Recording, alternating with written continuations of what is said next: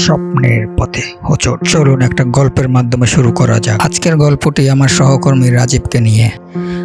রাজীবের স্বপ্ন ছিল নিজের ব্যবসা শুরু করার। দীর্ঘদিন ধরে চাকরি করলেও তার ভেতরের উদ্যোক্তা মন সবসময় কিছু নতুন করার তাড়া দিত।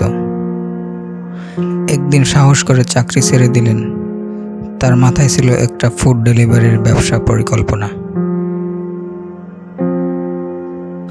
অনলাইনে খাবার অর্ডার করে দ্রুত সরবরাহের মাধ্যমে মানুষকে সহজে খাবার পৌঁছে দেওয়ার ভাবনা। প্রথমেই রাজীব বেশ কিছু টাকা বিনিয়োগ করলেন। ছোট একটা অফিস ভাড়া নিলেন, কিছু ডেলিভারি বয় নিয়োগ দিলেন এবং একটি অ্যাপ ডেভেলপ করলেন। সব কিছু যেন ঠিকঠাক চলছিল, কিন্তু সমস্যা আসতে শুরু করলো যখন বাজারের প্রতিযোগিতা বুঝতে পারলেন। বড় বড় কোম্পানির সাথে টেক্কা দেওয়া তার জন্য বেশ কঠিন হয়ে গেল। প্রথম মাসে রাজীবের ব্যবসা খুব একটা লাভ করতে পারেনি। দ্বিতীয় মাসে ব্যবসায়ের খরচ আরও বেড়ে গেল, কারণ প্রতিযোগীদের সাথে তাল মিলিয়ে ডিসকাউন্ট দিতে হয়েছিল। তৃতীয় মাসে এসে রাজীব দেখলেন তার সঞ্চয় প্রায় ফুরিয়ে গেছে। নতুন কাস্টমার পেতে বিজ্ঞাপনের জন্য আরও টাকা দরকার, কিন্তু তার কাছে কোনো বাজেট নেই।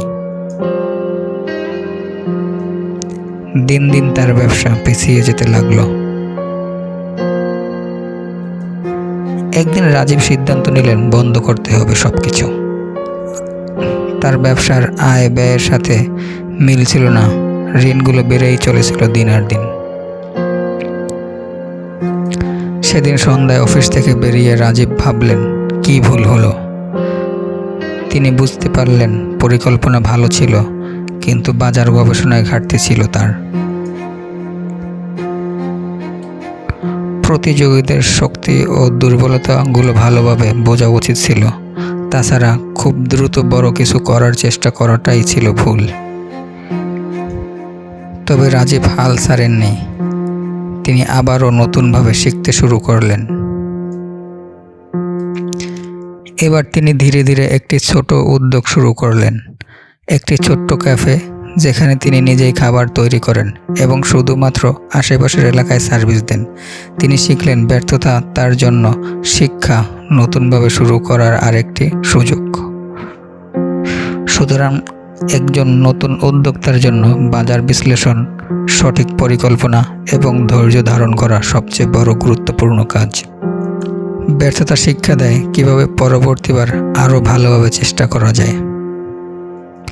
এই চ্যানেলে আজ থেকে আমাদের বিভিন্ন রকমের বিজনেস মডেল নিয়ে কথা বলা হবে।